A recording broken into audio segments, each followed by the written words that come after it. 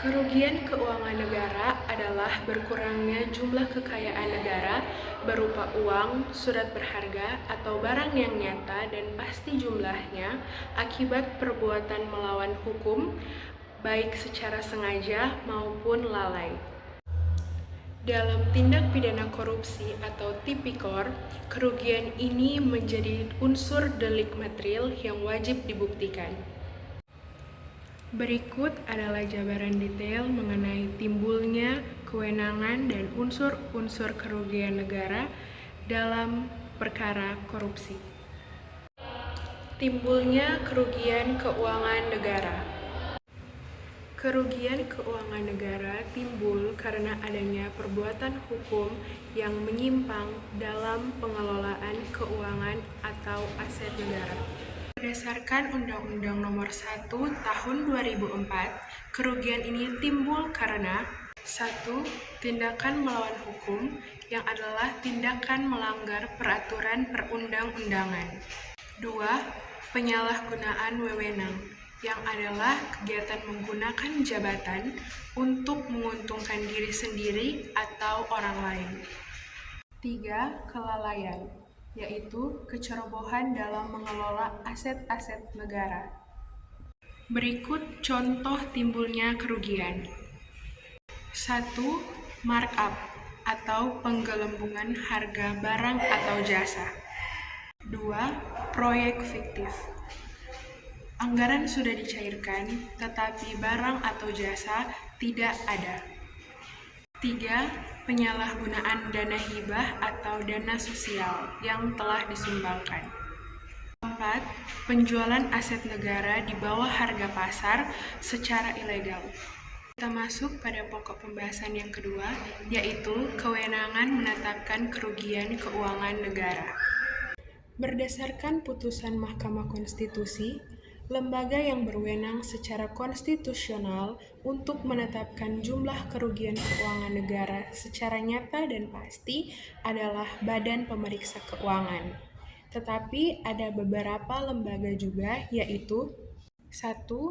BPK sebagai lembaga utama sesuai dengan Undang-Undang Dasar 1945 dan Undang-Undang BPK.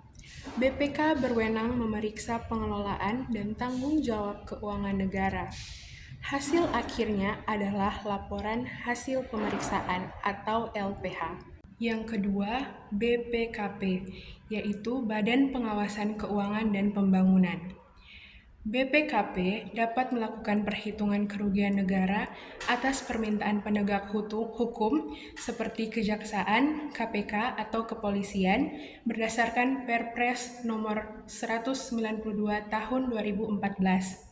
Namun, seringkali hasil BPKP didefinisikan sebagai hasil perhitungan, bukan penetapan final negara. Yang ketiga, ada instansi audit internal atau inspektorat. Dapat menghitung, namun biasanya memerlukan review dari BPK atau BPKP untuk persidangan. Penegak hukum seperti KPK, jaksa, dan polisi bisa menghitung sendiri di awal, tetapi untuk pembuktian di pengadilan, hasil audit dari lembaga pemeriksa yang menjadi rujukan utama.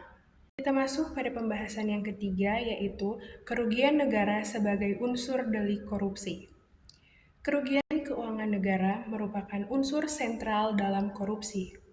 Berdasarkan putusan MK nomor 25/PUU-24/2016, unsur ini menegaskan bahwa korupsi adalah delik material. Pasal 2 dan 3 Undang-Undang Nomor 31 Tahun 1999 Junto Undang-Undang Nomor 20 Tahun 2001 terdiri dari 3 poin. Yang pertama, melawan hukum, artinya perbuatan yang bertentangan dengan hukum. Yang kedua, memperkaya diri, orang lain, atau korporasi, yang berarti adanya keuntungan ilegal. Dan ketiga, merugikan keuangan negara atau perekonomian negara. Harus ada jumlah yang pasti dan nyata, bukan hanya potensi kerugian. Dalam pasal 2 menekankan pada kerugian keuangan negara seperti tindakan yang berpotensi. Dan pada pasal 3 menekankan pada penyalahgunaan wewenang yang merugikan negara. Kesimpulan dari materi ini adalah, agar seseorang bisa dipidana atas kerugian keuangan negara, harus terbukti ada kekurangan uang atau aset negara secara real akibat perbuatan melawan hukum dari orang tersebut yang dihitung oleh BPK atau instansi berwenang lainnya.